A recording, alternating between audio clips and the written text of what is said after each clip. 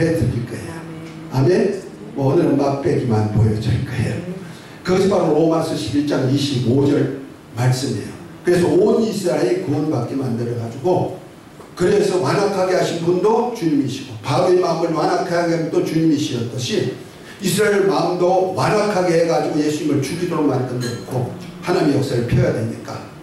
그러나 복음으로 하면 원수가 되었지만은 조상으로 인해서 은혜를 입어가지고 온 이스라엘이 구원받는 역사가 일어나서 주여 이스라엘 나라를 회복하심이 이때입니까? 그래서 이때가 바로 천년 시대로 이어지는 거예요. 아멘. 잠시 쉬었다가 시작하겠습니다. 2달이 넘은 것 같아요. 2달 만에 뵀는데 내가 한 10년은 지난 것 같이 느껴져요. 한참 기다려졌던 장소가 바로 여기입니다. 내가 여기 올 때마다 은혜로 받아치기 때문에 그랬습니다. 그런데 좋은 소식도 있고 또 좀 서운한 소식도 있고 그래서 함께 이제 맞이하는 때인데요. 또 하나님께서 또 우리 학장님을 통해서 큰 일을 하시려고 작정하셔가지고 뭔가 또 좋은 일을 이루시는 것 같아요. 여러분들은 다 알고 계시겠지만 앞으로 하나님께서 귀하게 쓰시고 또 역사도 하실 것입니다. 그러나 그 혼자서는 안 되죠.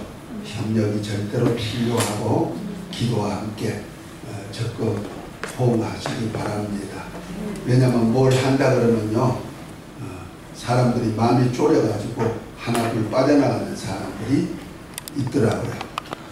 제가 이제 건축도 해보고 뭐 이렇게 했는데 뭘 하다 보면은 돈 들어간다고 다 빠져나가는 사람이 있어요. 그런데 하나님의 역사는 부흥되면서 되는 거 같죠?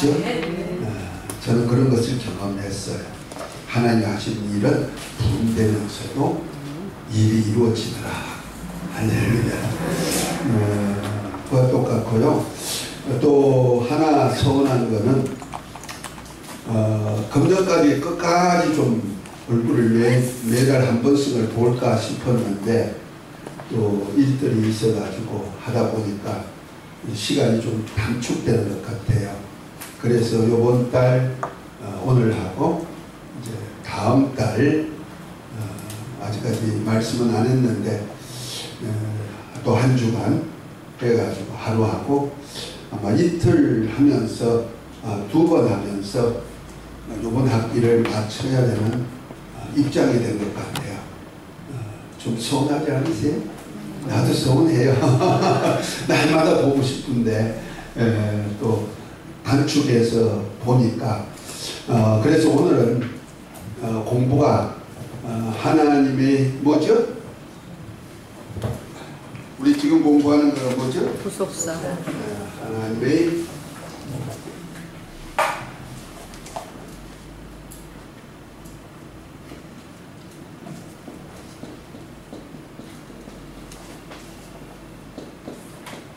글씨가 좀 잘 안 보이더라도 막 갈려 쓰더라도 좀 이해하세요. 원래 졸필이니까. 하나님의 구속사 승리예요. 오늘은 전체적인 그 구속사를 한번 더듬어 보고자 합니다. 그래서 여러분들도 노트가 있으면 노트에다 하고 책이 있으면 저 어디에다가 책에다가 그림을 그리든지 아니면은 책 97면을 한번 보십시오. 그 원시 언약 시대 해가지고 그림이 하나 있어요. 거기에 나와 있어요? 네. 그 그림이 있죠? 그 그림하고 조금 다르게 내가 그리더라도 이해하세요. 하나님께서 설명하면서 그림을 그릴 거예요. 태초에 뜻을 정하셨어요. 이 뜻이 무엇일까? 우리 신앙생활 하는데 굉장히 중요하죠. 그래서 우리가 마태복음 5장, 6장, 7장이 산상수훈이죠. 그 말씀은 바로 제자들에게 주신 말씀이거든요. 그래서 5장 1절부터 보면 이렇게 하죠. 주님이 또 산에 오르시는데 제자들이 앞으로 나온지라. 그래서 제자들이 특별히 제자들이 나와가지고 뭐라 하냐면 입을 열어 가르쳐 가라사대 하면서 팔복을 얘기하기 시작하는 거예요. 그러니까 제자들이 앞으로 나왔고 제자들이 예수님을 쳐다보는데 뭘 쳐다봤을까? 입을 쳐다봤다는 거죠. 입에서 무엇을 할까? 뭘 잡수실까? 그거 아니고 어떤 말씀을 하실까? 쳐다보는 거예요. 그 말씀 내용이 바로 신명기 30장 3절 말씀과 연결이 되는 말씀이죠. 주의 발 아래 앉아서 주의 말씀을 받는 어디요? 엠마오 영성 신학교 여기 여러분들이에요. 그 제자들에게 특별히 말씀하신 말씀이 5장, 6장, 7장의 산상수훈이에요. 제가 기회가 있으면 제가 쓴 산상수훈을 아마 여러분들한테 한번 선물을 한번 줬어요. 지난번에 줬어요? 산상수훈 줬어요? 그런가? 내가 착각했네. 또 다음엔 그러면 성막론을 한번 드릴 수도 있어요. 성막론 아직까지 안 드렸을 거예요. 제가 실천신학을 하면서 산상수훈이라든지 성막론이라든지 또 주기도문이라든지 이런 것들에 다 실천신학 속에서 제가 쓴 책들이 있어요.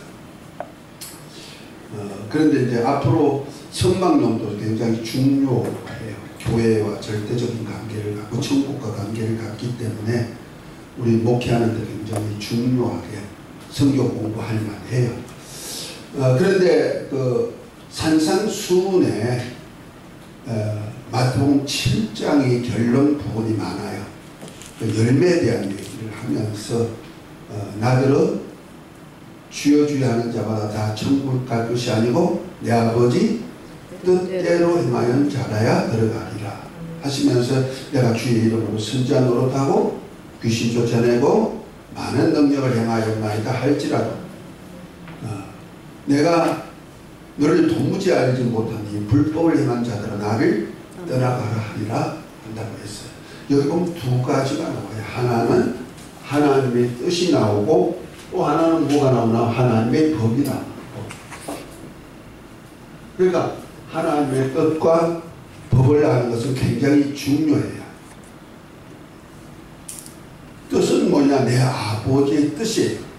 내 아버지 하나님의 뜻이 뭐냐면 첫 번째로 하나님이 친히 다스릴 뭘 세우는 거다? 나라 세우는 거다. 우리 구속사보다 더 우선순위가 뭐예요? 하나님이 나라예요. 그 다음에 두 번째는 구속사예요.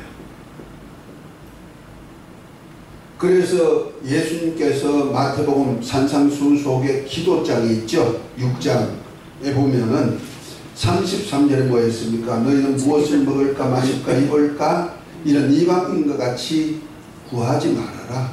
그러면서 너희는 먼저 할 기도가 있다는 거죠. 그것이 뭡니까? 하나님의 나라와 의를 구하라. 그 의는 의롭게 되는 친의에 속하는 거예요. 이것이 바로 구속사죠. 그래서 하나님의 나라와 의에 대한 것은 하나님 아버지 창세전의 뜻이라는 말이에요. 이 뜻을 먼저 알아야 돼요. 그래서 하나님의 나라가 먼저 세워지고 그 다음에 구속사는 필히 알아야 되는 거예요. 그래서 우리 영성신학교에서 배울 때 하나님이 누구신지 제가 제일 먼저 할 때 참 하나님 삼위일체 신론을 했어요. 하나님 유일하신 참 하나님 알 때는 삼위일체로서 유일하신 하나님입니다. 그 각각의 위격을 가지고 있지만은 그 위격 속에서 하나님께서 성부, 성자, 성령을 통해서 하시는 사역이 뭐다? 하나님의 나라와 의를 위하는 뜻을 가지고 시작한 것이다 하고 하나님 신론 속에서 얘기했고요. 그 다음에 배우고 나서 뭘 배웠죠? 하나님의 나라 경륜, 하나님의 나라의 시간표에 대해서 9종류로 구분해 가지고 이렇게 공부를 했습니다. 아마 지난번에 했던 분들은 어렴풋이나마 알 수 있을 거예요. 그런데 제가 이제 그러고 난 다음에 이제 이번 학기는 뭐죠? 구속사. 하나님의 구속사. 지난 학기하고 이번 학기까지 해서 1년을 구속사를 실제는 그렇게 계획을 하고 하는 거예요. 구속사를 알지 못하면 안 되죠. 그것이 바로 하나님의 경륜은 하나님의 나라에 속하는 것이고, 구속사는 어떻게 하면 의롭게 될 수 있느냐. 그러니까 하나님이 우리 구원을 위한 약속, 구속사에 속하는 거죠. 예수 그리스도 통해서 구속하고 구속사 속에서 우리가 구원의 역사를 피는 거예요. 그래서 이 두 가지는 하나님 아버지께서 창세전부터 태초에 뜻을 정하셨단 말이에요. 그 뜻이 어디서 이루어지냐면요, 하늘에서 이루어진대요. 그 뜻이 하나님이 친히 다스리는 나라가 뭐요? 완성되는 거예요. 이것이 하나님이 다스리는 왕국이죠. 그 성경이 어디 있냐? 자, 한번 읽어봅니다. 고린도전서 15장 22절부터 28절입니다. 우리가 처음 뜻을 알고 마지막 결론 알고 그 중간을 이어가면 하나님 성경 전체를 다 보는 거예요. 아담 안에서 모든 사람이 죽은 것 같이 그리스도 안에서 모든 사람이 삶을 얻으리라. 그러나 각각 자기 차례대로 되리니 먼저는 첫 열매인 그리스도요, 다음에는 그가 강림하실 때에 그리스도에게 속한 자요, 그 후에는 마지막이니 그가 모든 통치와 모든 권세와 능력을 멸하시고 나라를 아버지 하나님께 바칠 때라. 그가 모든 원수를 그 발 아래에 둘 때까지 반드시 왕노로 다시리니 맨 나중에 멸망받을 원수는 사망이니라. 만물을 그의 발 아래에 두셨다 하셨으니 만물을 아래에 둔다 말씀하실 때에 만물을 그의 아래에 두신 이가 그 중에 들지 아니한 것이 분명하도다. 만물을 그에게 복종하게 하실 때에는 아들 자신도 그때 만물을 자기에게 복종하신 이에게 복종하게 되리니 이는 하나님이 만유의 주로서 만유 안에 계시려 하심이라. 아멘. 자, 요 짧은 구절인데 굉장히 중요하죠. 우리 구속사 속에서 인간이 다 구원을 받는 역사를 펴가지고 마지막 날에 우리가 모두가 부활의 영광에 이를 수가 있는 거예요. 자, 부활의 영광에 이르기까지 원수를 다 멸하고 사망도 멸하고 나라를 온전케 만드는 역사를 누가 한다? 예수님이 하신다는 거예요. 그 예수님께서 알파가 되시고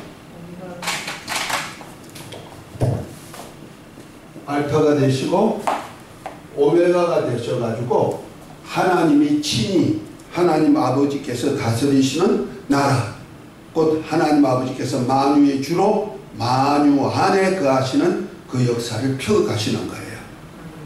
이해가 되셨죠? 그러니까 이 태초에 하나님께서 이렇게 하나님 아버지의 뜻을 이루시고자 이 땅에 하나님의 후사로서 하나님의 뜻을 상속받아가지고 사역하는 사역자로 예수님 성자께서 다 이루어 가신다는 말이야. 끝까지. 그래서 계시록 22장을 보면 나는 알파와 오메가요 시작과 끝이요 처음과 나중이라 하면서 나는 다윗의 뿌리요 가진이 광명한 새벽별이다. 이렇게 예수님 자신을 표현하고 있잖아요. 그러니까 시작과 끝을 예수님이 이끌어 가시는 거예요. 자, 그래서 여기에 이제 결국 가서는 하나님 나라가 어디에서? 하늘에서 하나님의 나라가 다스리는 나라가 완성이 되는 역사를 끌고 가십니다. 그러기 위해서 우리가 부활체를 입고 어디까지 들어가요? 하나님 나라까지 들어가게 되어 있단 말이에요. 그러면 그 나라에 누가 들어가는가? 그 하나님의 나라, 하나님이 다스리는 하늘, 여기 하늘이죠. 영계 하늘입니다. 이제 얘기한데 하나님이 천지를 창조하시니라. 하나님이 창세기 1장에 천지를 창조하자. 이 천이 영계하늘, 지는 땅이죠. 물질겠죠.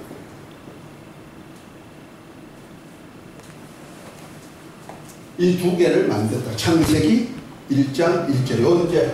태초에.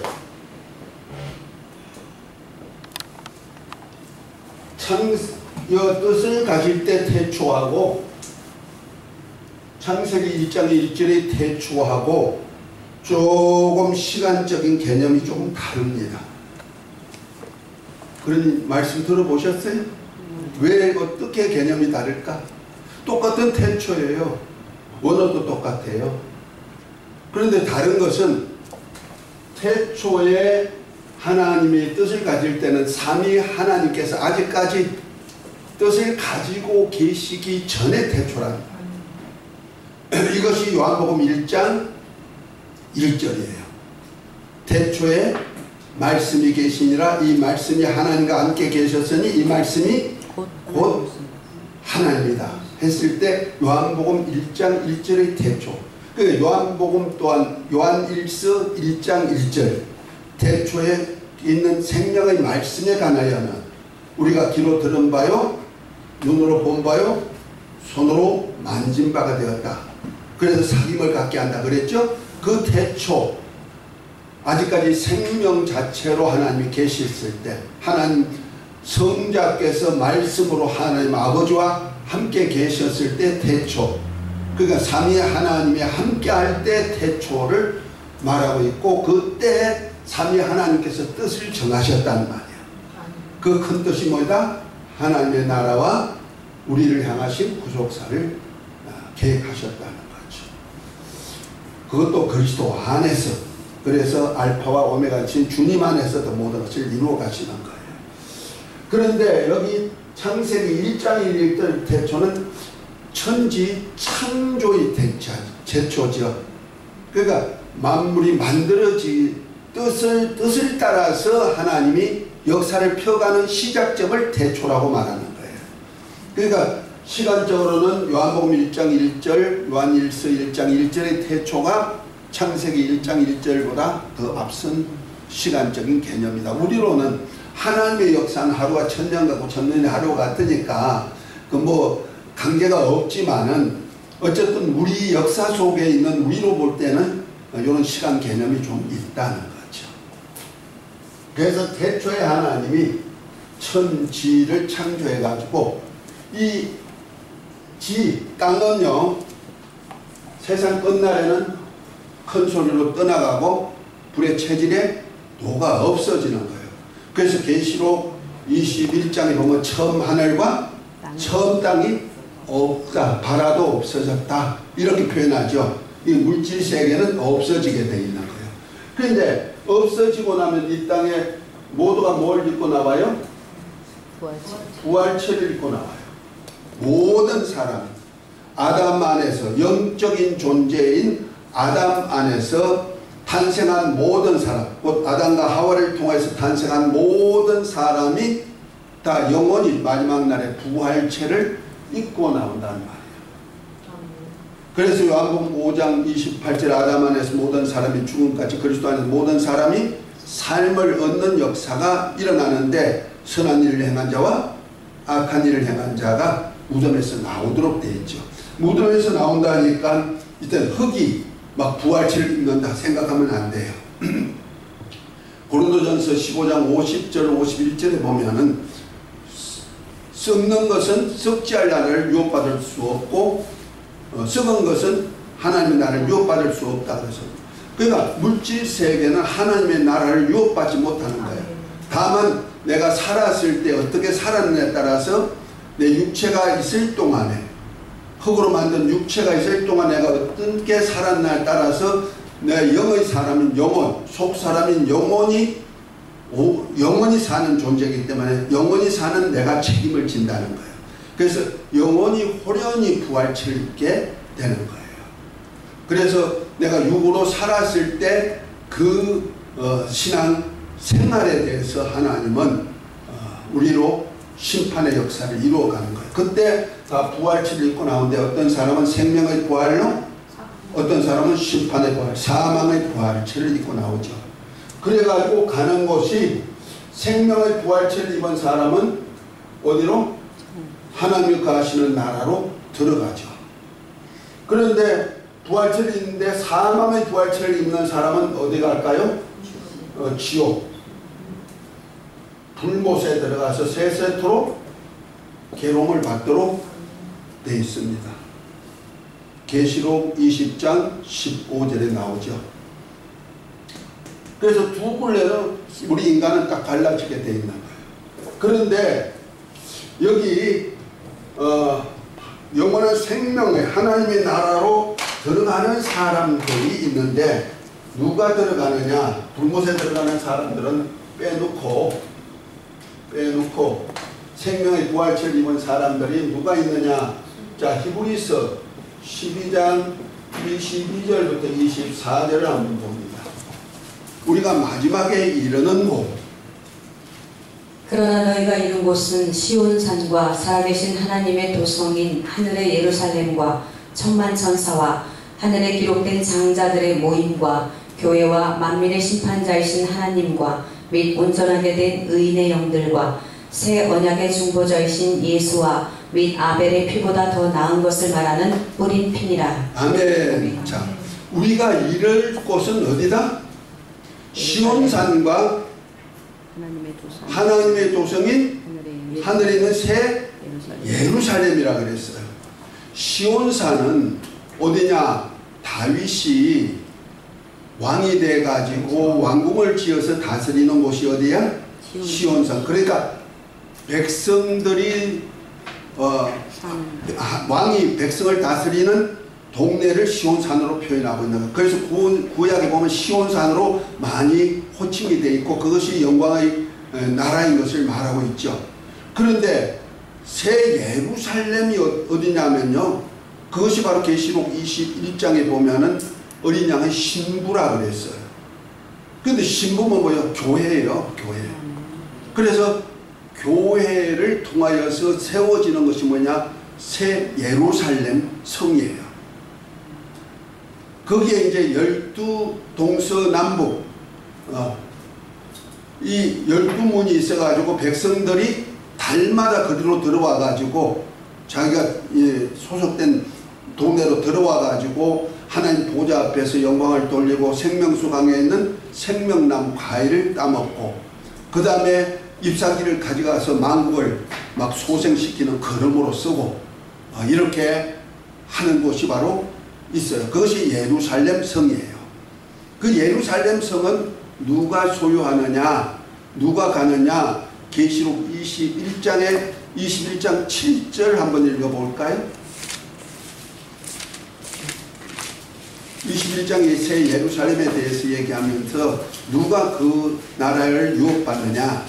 이기는 자는 이것들을 상속으로 받으리라. 나는 그의 하나님이 되고 그는 내 아들이 되리라. 아멘입니까? 이기는 자는 그랬어요.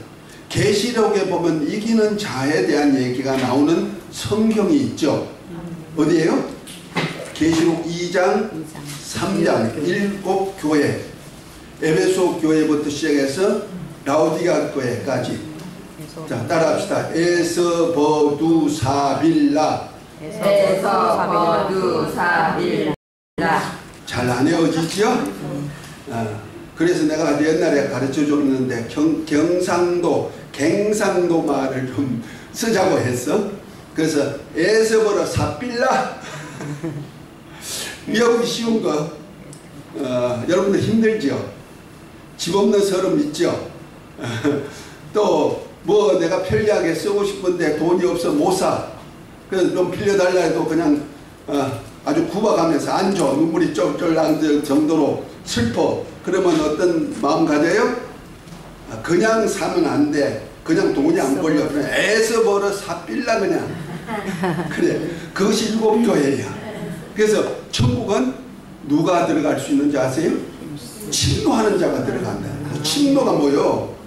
애써서 정복하는 걸 침노라 그러는 거예요. 군대가 무기를 가지고 정복하는 것이 바로 천국이라는 말이야. 그렇듯이 우리가 그냥 가만히 있으면 천국 들어간다 안 되는 거예요. 힘쓰고 애써요. 그것이 에서 모두 사빌라 교회에다가 성령이 교회에 하신 말씀을 귀 있는 자는 들을지어다 하면서 이기는 자는 하면서 나고된 생명가를 주면서 에베소 교회 시작부터 라오디게아에는 주님과 같이 보좌에 앉아가지고 보좌에 앉는 황금까지 주실 것도 얘기하고 있잖아요. 아멘? 이것이 어디냐면 예루살렘이요. 그래서 하늘에는 어디 있냐? 시온산. 누가 들어가? 백성이 다스리는 동네란 말이에요. 이것을 천국이라고 해야죠. 천국. 그 다음에 예루살렘. 어디요? 이건 백성들이, 시온산은 백성이 들어간다면 뭐예요? 예루살렘은 아버지 집이에요. 하나님의 집이에요. 아버지가 보호자를 두고 계시는 집이란 말이야. 내 아버지 집. 내 아버지 집은 누가 들어가요? 하나님의 자녀들이 들어가요. 아들들이 유업받는 들어가는 거예요. 사는 동네예요. 그러니까 저와 여러분들은 어떤 문으로 들어간다, 12문으로 들어간다, 그 생각하면 안 돼요. 우리가 예수 믿고 거듭나면 하나님의 아들들이 됐고, 아들들은 어디 살 권리가 있어? 새 예루살렘에 들어가 살 권리가 있어요.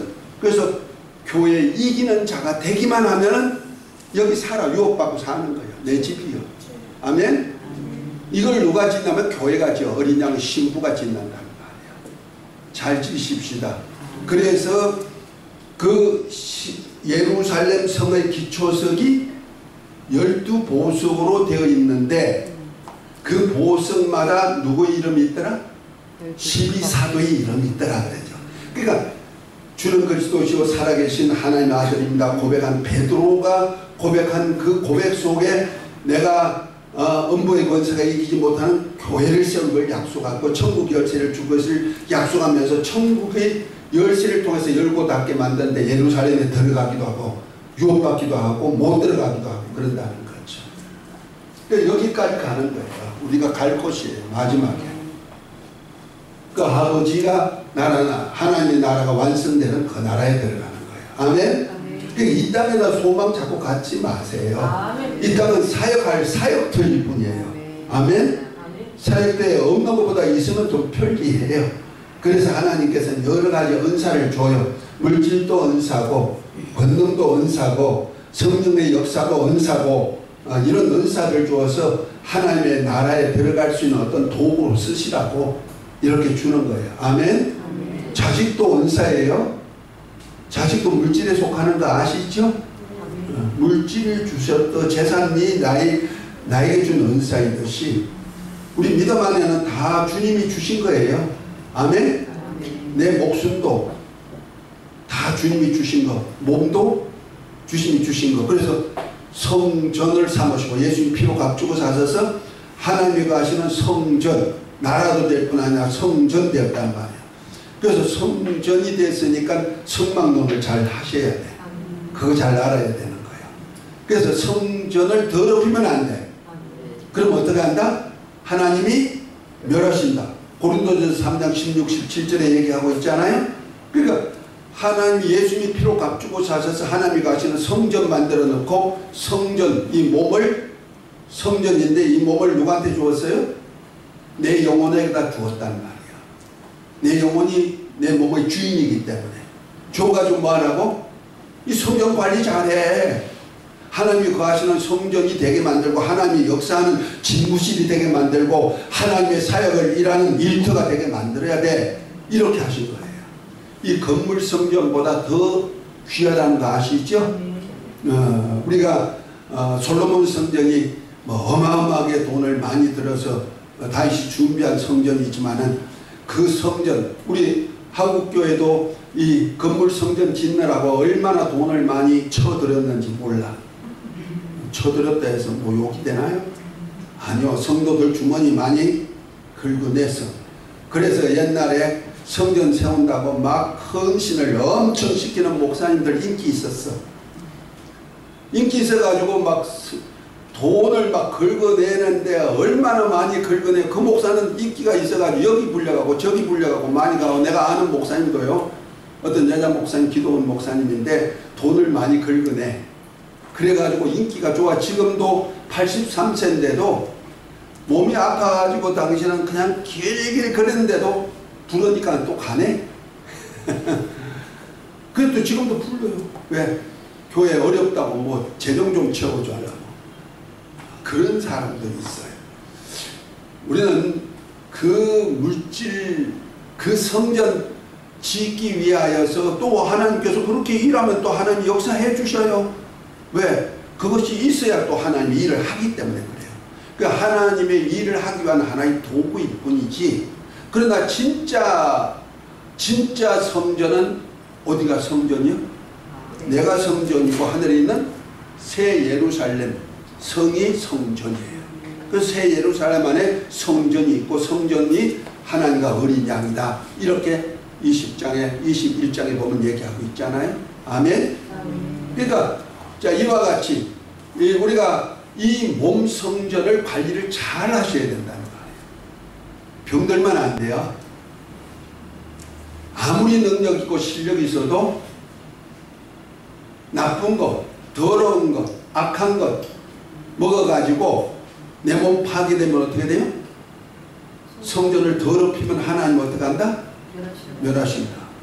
멸하신다는 말이에요. 그래서 내가 몸이 아프면요, 일을 못해. 가톨릭은 몸 아파가지고 오래 병원에 누워있고 침상에 누워있고 견딘 사람을 성녀라 그래. 아픔을 오래 참으면서 신앙을 지켰다고 해서 성녀 칭호를 줘. 그런데 아프면 일을 할 수 있어요? 없어요. 돈이 어디로 들어가느냐? 내 몸 아픈 거 치료하느라고 들어가. 하나님이 주신 돈 가지고 하나님 복음 전하고 하나님의 나라를 세우고 구속사를 펴가고 이렇게 해야 될 돈들이 어디로 쳐들어가요? 내 몸뚱아리 고치는 데 다 들어가. 아프면 기도가 됩니까? 안 돼요. 몸 약하면 기도 안 돼요.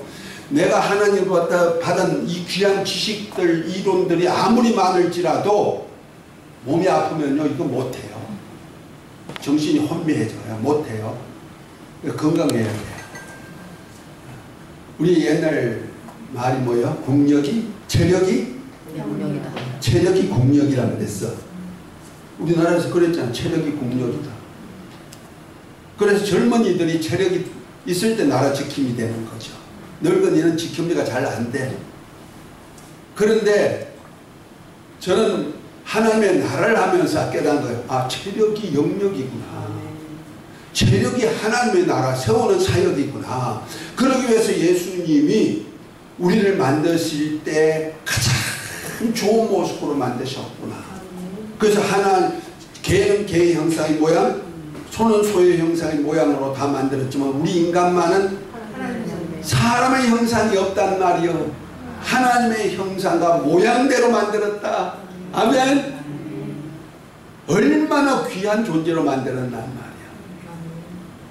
저 여러분들 고통사고 나가지고 만약 그렇게 하면 안 되겠지만은 부득이한 경우에 보상받아야 되겠다. 얼마짜리 같아요?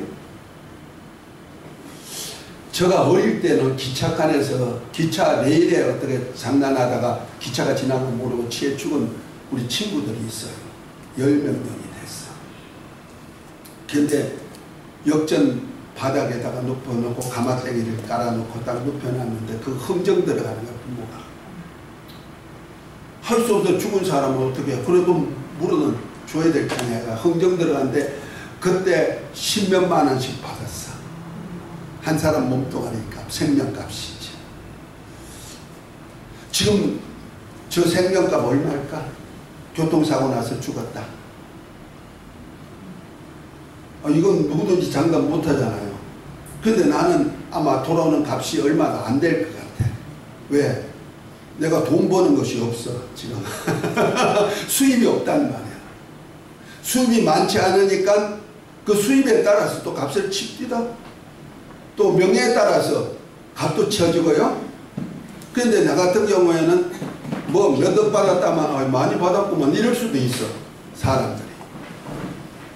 그런데요 하나님께서 우리 세포 하나하나를 단세포 하나 엄마 난자와 아버지 정자가 만나서 46개 염색체 한 세포가 돼가지고 그 세포가 기하급수적으로 정식돼 가지고 나라는 인간이 태어났는데 인간이 이렇게 자라가지고 활동하는데 이 인간이 얼마나 세포가 몇 쪽에느냐 60조에서 100쪽이랍니다. 내 몸뚱아리 세포가 몇 개? 60조에서 100쪽에 어떤 사람은 30쪽에다 이렇게 하는 사람도 30쪽에든 60쪽에든 100쪽에든 간에 내 세포 하나하나가 전부 다 생명체잖아요.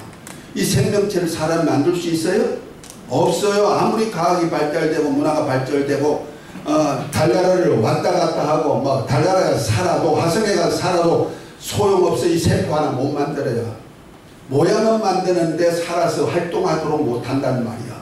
그런데 세포 하나를 1원으로만 치다 1원 그러면 노사님 만약 70쪽에다 그러면 1원만 치면 몇 조 원짜리야? 70조 원. 70조 원. 와, 지금 내가 70조 원, 100조 원을 몸에 지니고 내가 하나님이 내 영혼에다가 맡겼단 말이야. 아멘? 하나님의 형상을 모양대로 만드는 것도 중요한데 그러니까 모나리자 값보다가 미술보다가 더 뛰어나잖아요.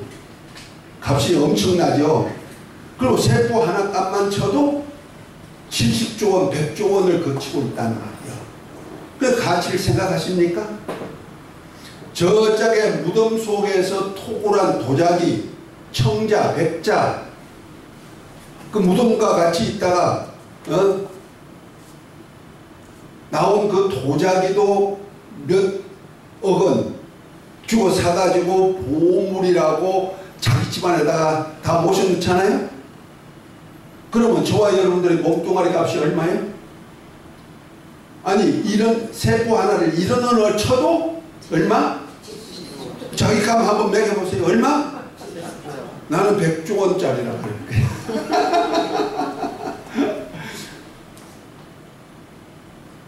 하나님은요 이렇게 귀하게 만들어 놨다니까요.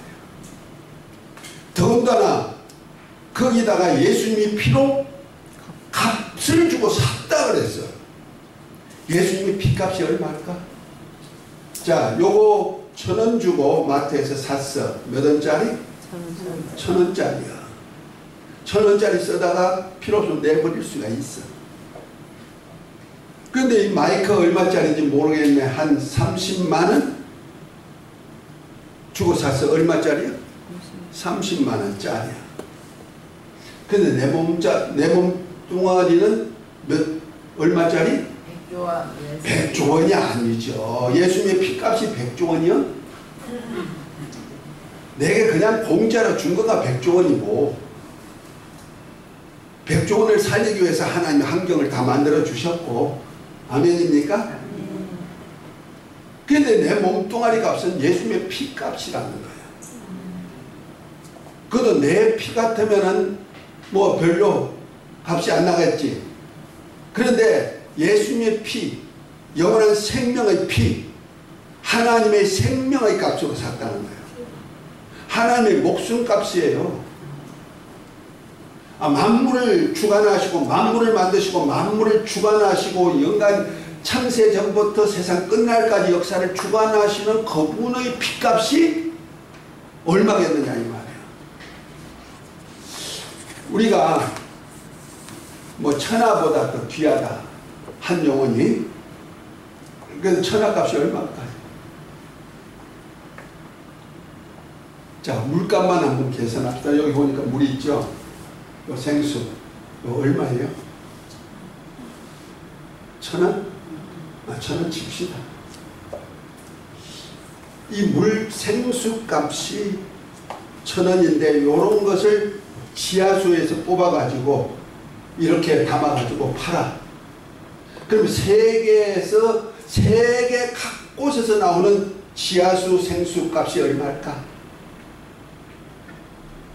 이거 상상 못하죠.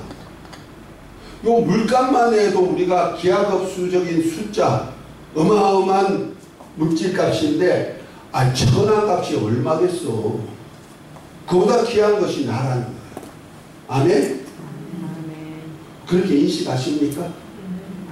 그렇게 귀한 값으로 그분이 그 만물을 만드셔서 그 천하만큼 귀한, 그보다 더 귀한 그것을 창조하신 그분의 핏값을 주고 나를 사셨다는 거예요. 우리는 이런 속에서 인식을 조금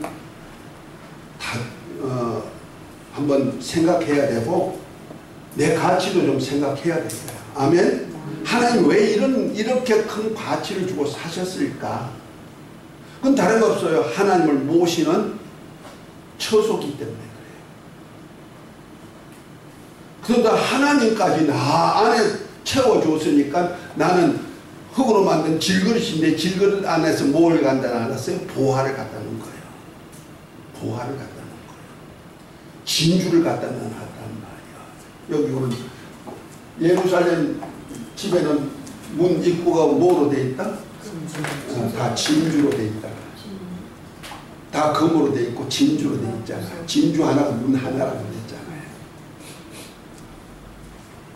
그래서 진주를 아무에게나 던지지 마라. 개나 돼지에게 던지지 마라 하고는 얘기가 바로 그런 얘기예요. 내 몸을 아무 데나 드리지 말란 말이요. 하나님을 모신 성전이요, 성전 진주문으로 주님이 들어오신 거예요. 할렐루야. 아멘. 자, 여기에 누가 있더라? 아까 읽었죠? 고린도전서 히브리서 12장 22절부터 보니까 여기 보니 세 종류의 사람이 있네요. 누가 있어요? 천만천사, 천만천사도 있고 장자의 총회가 있고, 교회, 총회란 얘기는 회중이라는 뜻이죠. 또 두 번째 누가 있어요? 교회가 있고, 세 번째는 의인의 영, 온전케 된 의인의 영. 이 교회는 하나님의 아들들이에요. 아까 얘기했죠? 예루살렘에 유업받는 하나님의 아들들이에요. 자, 그래서 천국에는 시온산에는 하나님의 백성들이 예루살렘 성 밖에 살죠. 그러다가 한 달에 한 번씩 예루살렘 성으로 문으로, 각각 지파 문으로 들어와 가지고 생명수 강에서 흐르는 그 강에서 자란 생명과를, 달마다 열리는 생명과를 따먹죠. 따먹으러 오는 거예요. 이것이 의인의 영들이죠. 이건 구약시대 성도들도 되고, 지금 말하면 신자. 그래서 고린도전서 1장 한번 읽어봐요. 1장 1절 3절 한번 읽어봅니다. 지금 현재 교회 구성원에 대한 얘기를 바울은 이렇게 표현하고 있는 거예요. 하나님의 뜻을 따라 그리스도 예수의 사도로 부르심을 받은 바울과 형제 소스데네는 고린도에 있는 하나님의 교회 곧 그리스도 예수 안에서 거룩하여지고 성도라 부르심을 받은 자들과 또 각처에서 우리의 주 곧 그들과 우리의 주 대신 예수 그리스도의 이름을 부르는 모든 자들에게 하나님 우리 아버지와 주 예수 그리스도로부터 은혜와 평강이 있기를 원하노라. 아멘. 네, 고린도 교회에다가 바울이 편지를 하면서 그 사람을 믿는 사람들이 분리하는 거예요. 거기 보니까 누가 나와요? 사도가 나오고, 성도, 그 다음에 성도가 나오고, 그 다음에 누가 주의 이름을 부르는 자들이 신자죠. 신자가 나오고, 이 세 종류가 나온다는 거예요. 자, 이들이 누구냐면은, 사도가 누구냐면은 바로 주는 그리스도시로 살아계신 하나님의 아들인가 고백한 12제자를 비롯해서 바울도 자기가 뭐다? 사도다. 큰 사도만큼은 되지 않을지라도 나고 사도된 것은 주님의 교회를 세우는 사역을 하잖아요. 예루살렘 성의 기초석이 되어줬다는 거죠. 그리고 그 기초석 위에다가 백옥으로 성을 쌓아놨잖아요. 그 백옥이 바로 교회죠. 어린 양의 신부라고 표현하는 거예요. 그것이 누구냐? 성도예요. 성도. 성령 받아서 하나님의 아들들이 된 사람들. 그 다음에 신자. 누구든지 주의 이름을 부르는 자는 구원을 얻으리라 한 대로 주의 이름을 믿고 부르는 사람들, 신자. 이렇게 세 부류로 나눠져 있다는 거예요. 이걸 요한 1세에는 뭐요? 아비들아, 청년들아, 자녀들아, 아이들아, 아이. 이렇게 표현하고 신앙의 단계. 그러니까 하나님 나라, 하나님의 나라가 완성되어서 왕국의 아버지가 다스리는 왕국에 들어가는 사람들이 이렇게 천만 천사도 있지만은 천사는 어쨌든 구원들 후사들을 섬기는 영이니까 그 섬기는 영으로 있지만 하나님의 사람으로서는 장자의 총에 들어가는 사람들이 있다. 이 장자가 뭐면 상속자라는 얘기죠. 예루살렘 성만 상속하는 것이 아니고 하나님과 어린 양의 보좌 앞에서 왕노릇 할 사람들. 따라서 천국에 자기 백성들을 거닐 수 있는 사람들 하는 것입니다. 그래서 어떤 사람은 10골의 권세, 어떤 사람은 5골의 권세, 어떤 사람은 1골의 권세. 하다 못하면 별이라도 갖다 주면 1골의 권세라도 주신다는 거예요. 왕권을 주시는 거예요. 이것이 장자의 총이에요. 이 장자의 총에 들어가려면 야곱 같아야 돼요. 야곱같이 변화가 돼야 돼요. 그러면 교회가 하는 일이 굉장히 중요하죠. 교회 목사님들이 사역이 굉장히 중요하죠. 아멘? 내가 어떤, 이거 전부 다 교회인데, 지금 신약교회도 교회, 이 똑같은 물이에요. 천국이 그대로 이 땅에 나타난 거니까. 자, 그렇다면 이 교회에 치는 목자들이 내가 어떤 사람을 만들까? 물론 이 성경의 역사 속에서 이루어갔겠지만은 내가 무엇을 가르치나에 따라 가지고 달라진다는 거죠. 그러니까 구원받아서 영생하는 하나님의 교회 생활만 잘하게 만드는 청년 단계, 귀신도 쫓아내고 병도 고치고 막 이럴지라도 법을 지키지 않으면 또 안 되죠. 법도 지켜야 돼요. 이렇게 이러한 곳을 하나님이 만드시길 원한다는 거죠. 마지막에. 아멘? 이것이 바로 어디에 있는 나라다? 하늘에 있는 나라가 되는 거예요. 하늘나라. 그 하늘나라 아버지 집이 다스리는 나라. 그래서 주기도문에서 하늘에 계신 우리 아버지 하면서 이 나라를 얘기하는 것이고, 이 나라에 계신 우리 아버지 이름이 예수 이름이 거룩히 여김을 받으시고 나라가 임하시고 뜻이 하늘에서 이룬같이 땅에서 이루어지다. 이러한 나라가 세워지기를 원하여서 이 역사를 어디다 펴신다? 하늘의 역사가 지금 하늘의 역사가 여기가 되어 있단 말이야. 이 역사를 지금 어디다 펴시기를 원한다? 이 역사를 땅에 이루어지기를 원한다. 이해가 되셨죠? 그래서 이 역사를 펴가시는데, 그래서 한번 다시 이제 제목을 붙일게요. 태초에 하나님이 창조하시고, 그 그림이 있죠? 책에. 그 다음에 아담, 그 다음에 누구요? 노아, 모세, 예수님이 인자가 오시고, 그 다음에 성령이 오시고, 그 다음에 예수님 다시 강림하시고, 땅으로 재림하시고, 그 다음에 심판. 심판 때는 이 세상이 없어지고.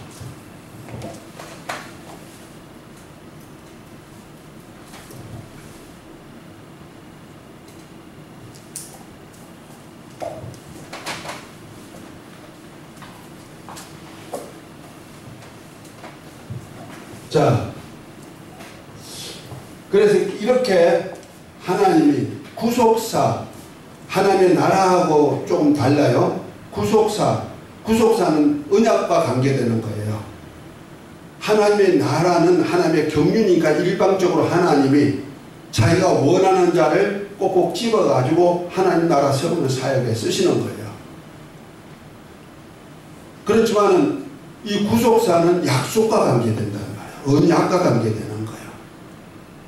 그래서 언약을 따라 이렇게 하다 보니까 이렇게 시대를 구분할 수밖에 없어. 그래서 태초부터 창조가 창조시대, 그 다음에 창조부터 아담까지를 언약시대. 뭘 언약이냐면 첫 원시 언약이죠. 원시. 하나님이 하나님 자신에게 아담을 두고 언약한 거. 아담과 그 후손에게 언약한 언약을 원시 언약이다. 그 다음에 아담부터 노아까지를 신각시대. 믿음을 깨달았다는 말이야. 믿을 신자 깨달을 각자. 그러니까 약속이 하나님이 사람과 약속하기 전에 믿음이 바라는 믿음이 있었어. 우리 속에다가 하나님이 요구하는 믿음을 우리 속에다가 자연 계시 속에 넣어가지고 바람이 되게 만들고 바람이 하나님 믿음과 일치한 시대란 말이에요. 이것을 노아 홍수 전까지 사람들. 그럼 노아 홍수 후부터는 노아가 방주에서 나와서 제일 먼저 한 일이 뭐예요? 단을 쌓고 제사를 드렸죠. 그때부터 제사가 들어가기 시작하는 거예요. 그래서 제사 시대. 그 제사 시대 그 부분이 되니까 하나님이 모세를 불러가지고 하나님 백성을 출애굽시켜가지고 저 시내 광야에서 뭘 주죠? 율법을 주죠. 율법 시대. 그 율법 시대 끝에 누가 오셔요? 예수님이 오셔가지고 뭘 하냐면 하나님의 나라를 가지고 오셨단 말이야. 그 천국이 가까웠다 하면서 그 신약 시대. 자, 신약 시대에 예수님이 십자가에 달려 죽으셨다가 부활 성천하시고 아버지 약속한 성령이 오심부터 시작해가지고 우리가 교회가 이루어지죠. 교회를 통해서 전하는 복음이 있어요. 무슨 복음? 은혜의 복음이죠. 바울이 전한 은혜의 복음이죠. 예수 그리스도 안에 있는 은혜와 진리 중에 은혜의 복음이죠. 그 은혜 시대, 선물이라는 뜻이죠.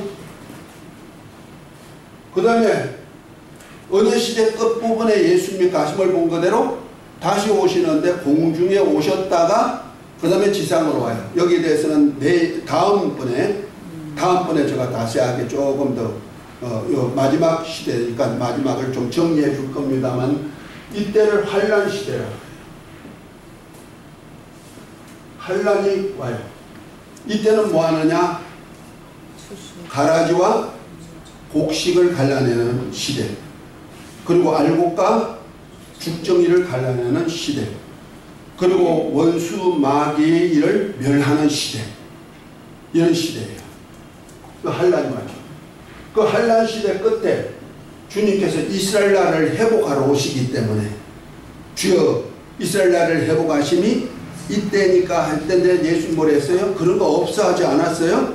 네. 때와 기한은 아버지의 권한에 있다. 아버지께서 이스라엘 나라를 회복하러 때가 있다는 거죠.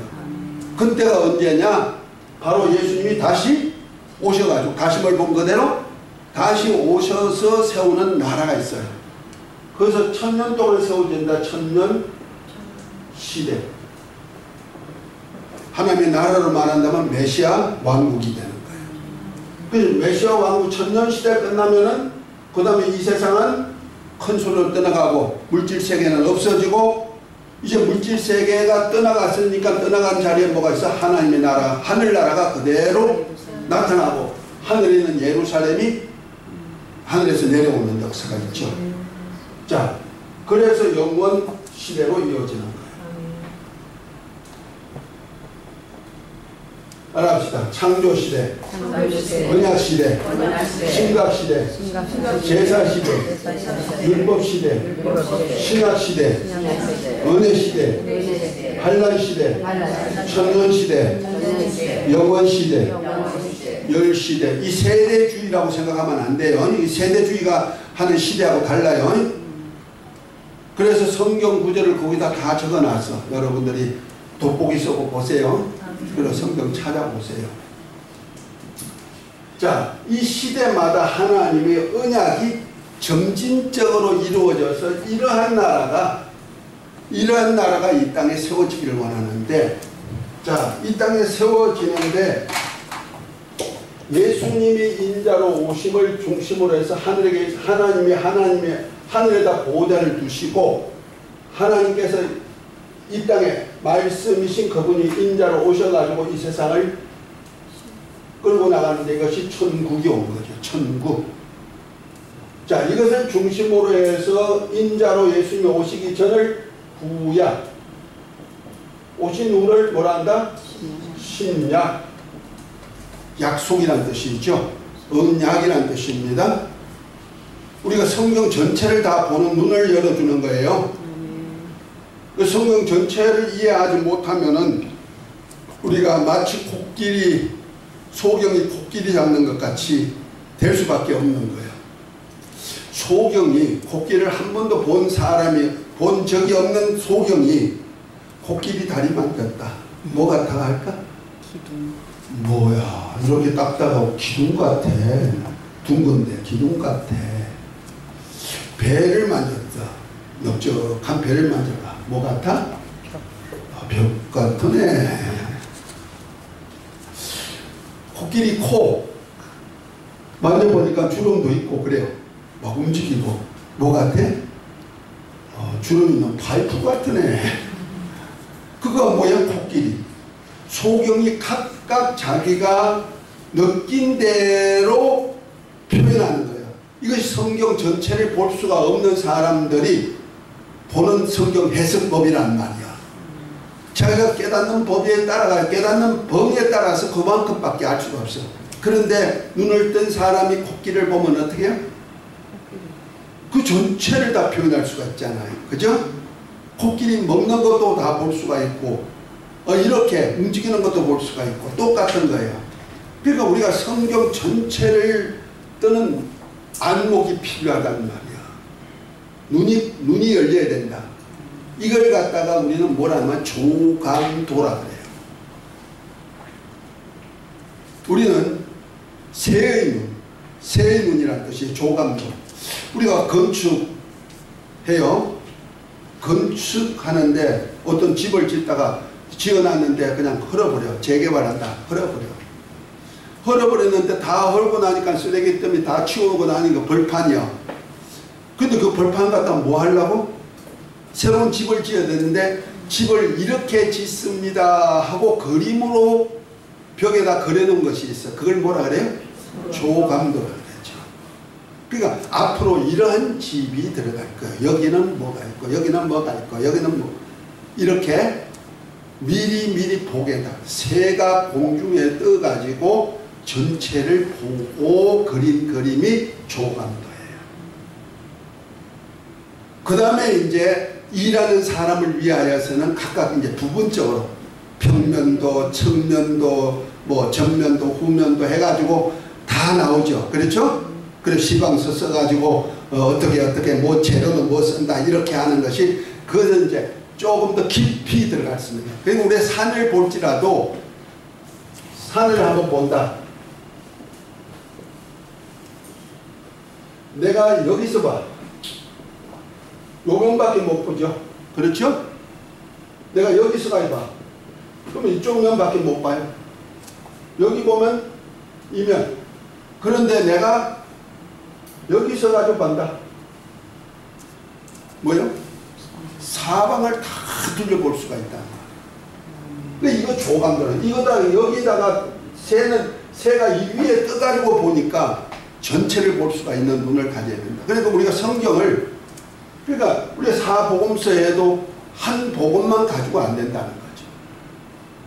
사복음서 전체도 알고 그 다음에 서신서도 알고 요한계시록까지 앞으로 장래되어질 일까지 다 창조부터 시작해가지고 창세기부터 시작해 요한계시록까지 66권을 다 깨뚫어야 된다는 거죠. 아멘? 아멘. 그 깨뚫게 하는 방법이 하나님의 나라에 대해서 연구가 돼야 되고 구속사에 대해서 연구가 돼야 각 시대마다 각 때에 따라 가지고 하나님이 어떻게 나라를 세우고 어떻게 구속사를 펴가나를 연구돼야 된다는 거죠. 이것이 신학교에서 할 일이에요. 아멘? 아멘. 그러니까 지금까지 여기다가 뭐 구원하는 구원 넘죠. 이건 또 뭐 은사, 여기 능력, 뒤에는 뭐야? 영성. 뭐 이렇게 해가지고 각각 신학교에서 이러한 과목만 가지고 배워가지고 어떤 사람은 난 구원관 쪽에만 할 거야. 예수 믿고 천국 가는 거야. 어떤 사람은 은사가 중요해. 그 성령 받게 해가지고 은사 하잖아요. 그리고 능력도 필요해. 귀신 쫓아내고 병 고치고 막 이런 역사도 필요해. 그래서 거기에다 전력을 시키고 그것이 최고인 양 얘기하는 사람들도 있죠. 그런가 하면 그것만 있어야 돼? 아니 하나님의 음성도 듣고 하나님과 교제가 돼야 돼. 그래 영성이 필요해. 이렇게 또 영성 운동하는 사람들도 있잖아요. 그러다 보니까 뭐 임재했다고 해가지고 했던 사람들도 있어. 빈야드 사역이라 해가지고 옛날에 있었어요. 주님 만난다고 해가지고 들어 누워가지고 있고 그런 사람들도 있단 말이야. 그거 나쁘다는 거 아니에요. 그건 한 파트일 뿐이야. 그러니까 위에서 보면은 이 모든 것이 다 보여줘야죠. 다 하나님의 일이란 말이에요. 아멘? 그러니까 목회자가 되면요, 이 다를 알아야 되는 거예요. 다 알게 하는 것이 뭐냐? 하나님의 나라와 하나님의 구속사 속에서 다 들어있다는 거예요. 이해가 됐으면 아멘. 그래서 여러분들이 참 이거 굉장히 중요한 걸 배우고 있는 거예요. 자, 저도 한때는 한 면만 알았고 그가 최고로 생각하고 거기다 전력하다 보니 또 뭔가 부족하네. 그래서 또 그것에서 체력을 다해서 하다 보니까 뭐 되는 것 같아. 그래서 막 열심히 하다 보면 또 막혀. 뭐야? 또 뭐가 있어요? 이렇게 하면서 점점 온 것이 여기까지 온 거예요. 처음부터 반짝 이렇게 다 알게 하는 거 아니에요. 바울도 율법을 몰랐다면 복음의 비밀을 몰랐을 거예요. 바울이 어마어마한 거 발견 많이 한 거예요. 에베소 1장 6절부터 6절이었던 창세전의 그리스도 안에서 하늘에 속한 신령한 복을 주려고 하나님의 아들들이 되게 했던 계획이라든지 고린도전서 15장 22절 이런 계획이라든지 히브리서도 바울이 썼다고 그런 사람들이 있죠. 이러한 비밀들은요, 어떻게 사복음서에도 없는 비밀들이잖아요. 그 바울 같은 사람이 알았다는 거예요. 왜? 구약을 깊이 알다 보니까. 그리고 경건의 모습 가지고 살아봤던 사람이니까 성령이 임하니까 그 지혜 가지고 아는 지식에다가 엇거리듯 시켜는 거예요. 그래서 주님 오실 날 또 고린도전서 로마서 11장에 보면요, 주님 오실 날 또 강림하실 날에 대해서도 딱 얘기 시온산에 오신다 하고 하잖아요. 한번 읽어보실래요? 로마서 11장 25절부터 한번 읽어보세요. 로마서는 구원론이 있죠. 구원받은 사람이 어떻게 살아야 될 것까지를 잘 얘기하고 있는 것이 로마서인데요. 믿음으로 구원받은 사람들 마지막에 주님이 어디에 오시고 어떻게 일하신다. 한번 읽어보십시다. 하나님이 원 가지들도 아끼지 아니하셨은즉 너도 아끼지 아니하시리라. 그러므로 하나님의 인자하심과 준엄하심을 보라. 넘어지는 자들에게는 준엄하심이 있으니 너희가 만일 하나님의 인자하심에 머물러 있으면 그 인자가 너희에게 있으리라. 그렇지 않으면 너도 찍히는 바 되리라. 그들도 믿지 아니하는데 머무르지 아니하면 접붙임을 받으리니 이는 그들을 접붙이실 능력이 하나님께 있음이라.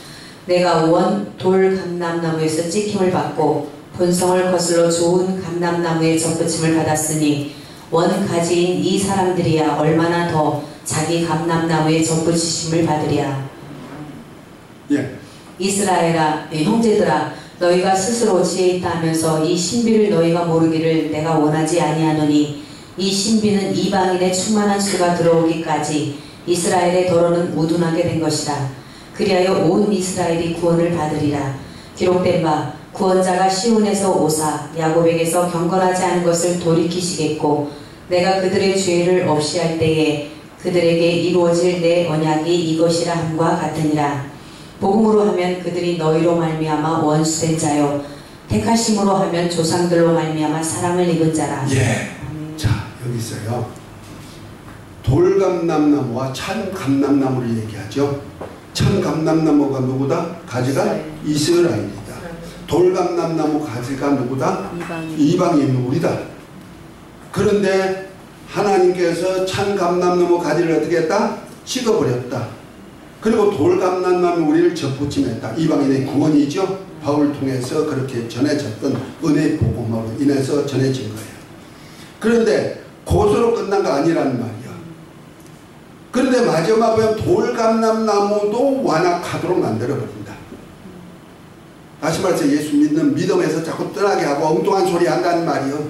그래서 마지막 마태복음 24장에 보면 많은 그리스도, 많은 선지자, 거짓 선지자, 그러니까 많은 적그리스도와 거짓 선지자, 주의 이름으로 오는 와가지고 나는 그리스도다, 많은 그리스도가 나온다는 거 아니야. 무슨 얘기요? 구원의 방법이 여러 가지가 있다고 주장한다는 거예요. 이렇게 해야 아까 돼서 이렇게 해야 구원받아 하고 한쪽 면만 얘기하는 사람들, 그런 사람들이 많이 있다 이 말이에요. 많은 선지자들도 나오게 돼 있다. 그래가지고 각각 자기가 잘났다고 다 주장하지만은 그렇게 되는 이유가 뭐냐? 나중에는 돌감람나무도 이제는 쓸모가 없으면 이제 찍어버린단 말이야. 그리고 버렸던 참감람나무 가지를 어떻게 된다? 접붙이겠다는 거죠. 다시 말해서 복음이 누구한테 들어가게 만든다? 이방인에게 들어갔던 복음이 이제는 이스라엘에고 간다는 말이야. 아멘? 그래서 이스라엘에게 복음 전하는 자가 누구냐면 14만 4천 계시록 10장에 나오는 12지파 12,000명씩 14만 4천이에요. 천사로 말미암아 인을 친 사람. 이들이 누구냐면 예수님이 이 땅에 사역하실 때 제자들 12제자와 같은 이러한 아직 성령 받기 전에, 성령 임하기 전에 그냥 복음으로 양육받은 사람들. 자, 이런 사람 14만 4천. 이들로 예수님이 오시기 전, 공중 강림 전부터 지상 재림 때까지 복음을 가지고 전하는 사람인데, 이들을 계시록 11장에는 두 증인, 두 감람나무, 두 촛대, 두 선지자 이렇게 표현하는 거예요. 이들이 여섯째 나팔에 죽임을 당하고, 땅에 속한 자에서 죽임을 당하고 하나님의 생기가 드러나가지고 사흘 반 만에 발로 일어서, 부활체가 아닙니다. 이거 교회 부활이 아니에요. 자꾸 교회 부활 그러는데 교회가 아니에요. 부활체가 아니고 살아요. 살아서 올라오라 하니까 올라가는데, 그때 마지막 7째 나팔, 마지막 나팔에 누가 온다? 오신다? 예수님이 가셨다가 공중에 강림하시는 거예요. 올라가는 그들이 엘리야같이 올라가는데 공중에서 만나가지고 어디로 온다? 시온산에 온다. 계시록 14장 1절에 나오죠. 어린 양과 그 다음에 14만 4천이 시온산에 서는 역사. 그것이 로마서 11장 25절이에요. 그래서 어린 양이 어디 오신다? 주께서 시온에 오사. 그러니까 전 3년 반 동안에 이스라엘 백성들에게 14만 4천이 예수님이 메시아야, 우리가 기다리는 메시아가 예수야. 그런데 그때는 적그리스도가 메시아로 알고 있거든. 왜? 성전을 세우니까. 성전 세우고 율법이 살아나고 제사가 살아나고 그러니까 그걸 만드는 자가 적그리스도거든요. 그 가심을 그대로 오니까 환경이 예수님 가실 때 모습과 똑같은 모습이 된다는 말이야. 성전이 있고 그 다음에 제사도 살아나고, 가심을 본 그대로 다시 오시면 어디 오셔? 신천지에 오시죠? 저쪽에 남쪽 어디 진해 쪽에 오시지 않나요? 아니요. 시온산에 오십니다. 어디야? 감람산. 가심을 본 그대로 올라갔던 그대로 오시는 거예요. 그가 바로 시온산, 다윗이 왕궁을 지어서 있던 곳, 자기 백성을 거느리던 곳, 그 예루살렘 동편, 거기 오시는데 어느 순간에 쫙 갈라져서 문이 열리죠. 지금 예수님이 어린 양으로 낙이 타고 입성하셨던 동편문, 미문이죠.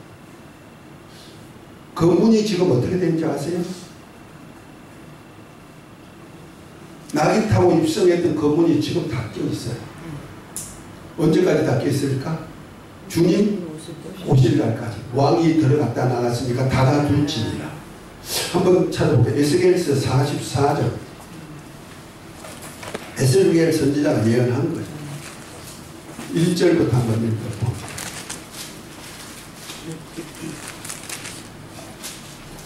그가 나를 데리고 성소의 동쪽을 향한 바깥문에 돌아오시니 그 문이 닫혔더라. 여호와께서 내게 이르시되 이 문은 닫고 다시 열지 못할지니 아무도 그리로 들어오지 못할 것은 이스라엘 하나님 나 여호와가 그리로 들어왔음이라. 그러므로 닫아둘지니라. 왕은 왕인 까닭에 안길로 이 문 현관으로 들어와서 거기에 앉아서 나 여호와 앞에서 음식을 먹고 그 길로 나갈 것이니라. 아멘, 아멘. 그러니까 예수님이 낙이 타고 입성했던 거고 예루살렘 성 안에서 제자들과 성찬식 했던 음식을 먹던, 그래서 하나님의 성전을 헐어라 내가 사흘 만에 지으리라 했던 그 사역을 누가 했다? 여호와와 하나님이 어린 왕이신 주님이 함께 들어갔다는 거 아니야. 그 들어갔던 그곳을 이제 그 문으로 나왔으니까, 나와가지고 감람산에 가서 기도하다가 잡혀서 이제 십자가까지 가잖아요. 자, 그 문은 내가 왕이 들어갔다 나왔으니 뭐 할지니라? 닫아둘지니라. 지금 그 문이 어떻게 되는지 아세요? 빨간 벽돌로 차곡차곡 쌓여가지고 다 닫혀 있어. 그 사진 못 봤어요?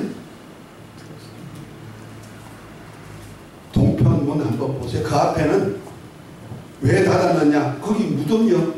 그 앞쪽이 전부 다 석관을 만들어 가지고 사람들이, 믿음 있는 사람들이 주님 오실 때 첫째 부활에 달려 올라갈 거야, 주님 맞이할 거야 해가지고 전부 다 돌로 관을 만들어 가지고 거기다가 하나 둘 재놨는데 아주 돌산이 돼 있어. 석관으로 차버렸단 말이야. 무덤 장소요. 공동묘지요. 그러니까 닫아놨어. 그런데 거기에 누가 오신다? 주님이 오시는 거예요. 오실 때 누가 왔냐? 14만 4천과 함께 시온산에 오시는 거예요. 아멘? 시온산에 오시는 순간에 전 3년 반 동안에 14만 4천이 그렇게 모세와 엘리야 같은 이적을 막 행하고 기사를 행하고 해도 믿지 않고 그냥 적그리스도만 믿던 그들이 14만 4천을 죽였는데, 죽었던 그가 사흘 만에 생기가 드러나 살아나가지고 올라오라 소리 듣고 올라가다가 마지막 나팔이 오신 주님 만나서 시온산에 딱 오는 순간에 어떻게 된다? 회개 역사가 일어나죠. 그래서 온 이스라엘이 회개 역사가 일어나서 구원받는 역사가 일어나는 거예요. 아멘? 그 이스라엘 나라 회복으로 오시는 주님이 가심을 본 그대로 다시 오는, 여기에 대해서는 다음 시간에 다음 달 시간에 내가 자세하게 얘기를 좀 해드릴 거예요. 아멘? 뭐 오늘은 맛배기만 보여줄 거예요. 그것이 바로 로마서 11장 25절 말씀이에요. 그래서 온 이스라엘이 구원받게 만들어가지고, 그래서 완악하게 하신 분도 주님이시고 바로의 마음을 완악하게 하신 분도 주님이시었듯이 이스라엘 마음도 완악하게 해가지고 예수님을 죽이도록 만들었고 하나님의 역사를 펴야 되니까. 그러나 복음으로 하면 원수가 되었지만은 조상으로 인해서 은혜를 입어가지고 온 이스라엘이 구원받는 역사가 일어나서 주여 이스라엘 나라를 회복하심이 이때입니까? 그래서 이때가 바로 천년 시대로 이어지는 거예요. 아멘. 잠시 쉬었다가 시작하겠습니다.